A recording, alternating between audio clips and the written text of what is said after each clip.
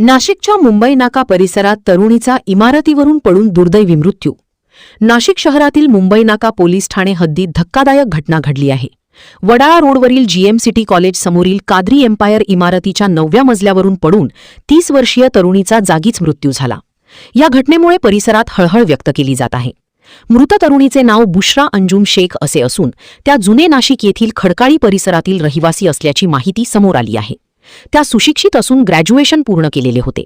गेल्या 6 महिन्यांपासून त्या वडाळा रोडवरील कादरी एम्पायर इमारतीच्या 9व्या मजल्यावर राहत होत्या. तसेच त्या अविवाहित असल्याची माहिती समोर आली आहे. दुपारच्या सुमारास ही घटना घडली. घटनेची माहिती मिळताच मुंबई नाका पोलीस तात्काळ घटनास्थळी दाखल झाले. पोलिसांनी मृतदेह ताब्यात घेऊन शवविच्छेदनासाठी शासकीय जिल्हा रुग्णालयात पाठवला आहे. प्राथमिक माहितीनुसार बुशरा शेख यांच्यावर मानसिक उपचार सुरू असल्याची माहिती समोर येत आहे. मात्र त्या 9व्या मजल्यावरून पडण्यामागचे नेमके कारण अद्याप स्पष्ट झालेले नाही. त्यांनी उडी मारली की अपघाताने खाली पडल्या, याचा तपास मुंबई नाका पोलीस विविध अंगांनी करत आहेत. या दुर्दैवी घटनेने वडाळा रोड परिसरात शोककळा पसरली असून नागरिकांकडून हळहळ व्यक्त केली जात आहे.